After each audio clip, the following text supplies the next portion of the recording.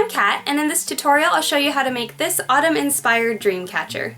For this project, you'll need a small wreath base. I got this one at Michael's. You'll need some fake fall foliage, some scissors, some feathers. I could only find mine in white, but other colors would be great as well. And of course, you'll need some string. You can use twine, leather lace, hemp cord, or any kind of knotting thread. I'm using some embroidery floss because it's nice and colorful.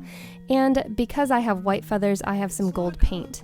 If you have white feathers that you want to change the color of, simply put some paint on your finger and then gently brush it over either the edge of the feather, or you can completely cover your feathers in your paint to change the color. I'm covering this one completely in gold and then setting those aside to give them a chance to dry. Once you've done that, you can start with your weaving. Start by wrapping your cord around the edge of your wreath base, tying it in a knot, and then wrapping it around the other direction and tying a second knot. Make sure it's really good and tight and tug on it to make sure your cord isn't going to slip as you're weaving. Then trim off the excess tail and you're ready to get started. Start by putting the cord over the outside of the wreath, put it under the inside of the wreath and through the space between the wreath and your cord.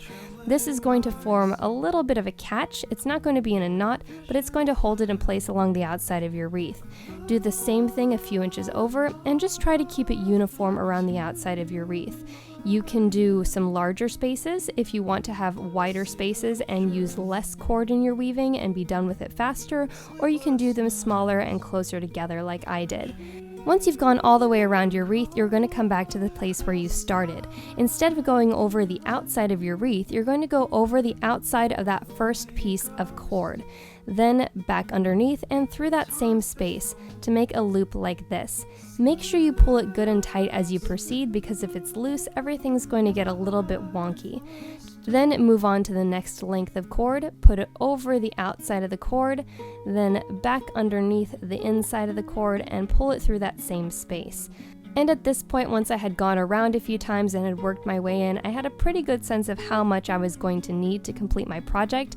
Then I cut it off and it made it a lot easier to just put that little piece of cord through the outside and then up over the inside and pull it tight without having to mess with that big bulky thing.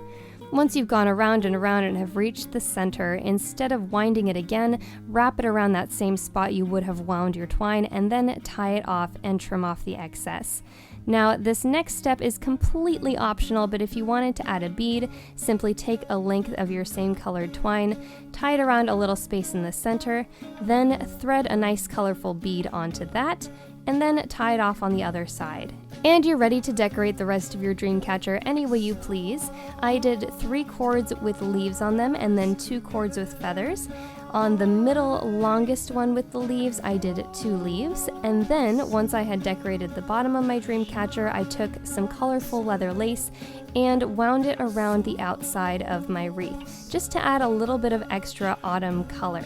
I did this after everything else because I wanted it to go over all of my other cords and not have anything wrapped over it. Once I had gone all the way around my wreath with my leather lace, I started tying a knot, and then I slipped the long end underneath between the knot and the wreath, and then tightened the rest of the knot over that.